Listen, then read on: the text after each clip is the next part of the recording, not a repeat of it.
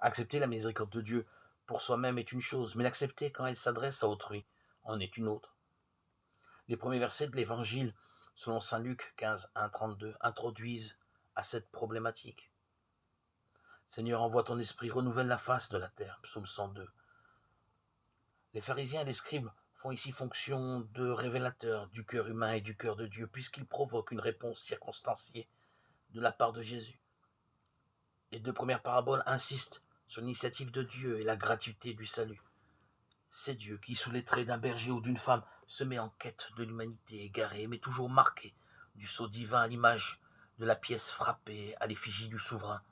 Ce qui fait écho au verset « Adam, où es-tu » Genèse 3,9, ou aux nombreuses questions que Dieu pose à l'homme tout au long de l'histoire du salut, pour l'inviter au dialogue, car il ne prend pas plaisir à la mort du pécheur, mais à ce qu'il se convertisse et vive. La troisième parabole, quant à elle, nous donne également à contempler un Dieu en manque de l'homme perdu, mais elle s'intéresse en outre à la démarche de ce dernier. La réaction du fils aîné, qui fait écho à celle des pharisiens et des scribes, manifeste une blessure personnelle, faite d'une compréhension erronée de la justice de Dieu, certes, mais aussi d'expériences douloureuses et bien réelles. Les publicains n'étaient-ils pas des collaborateurs dans le contexte de la Palestine occupée, des hommes peu soucieux de leurs compatriotes, si l'on en croit la confession de Zachée, Luc 19,8 ?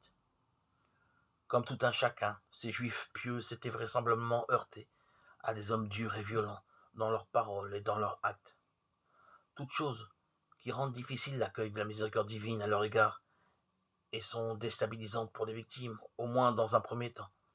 Autant dire que Jésus nous demande ce qui est au-dessus de nos seules forces humaines, une disposition du cœur, qui suppose un dépassement pour s'ajuster à Dieu, dont le propre est de pardonner, et pour s'ouvrir à l'esprit qui seul dilate et rend capable d'aimer.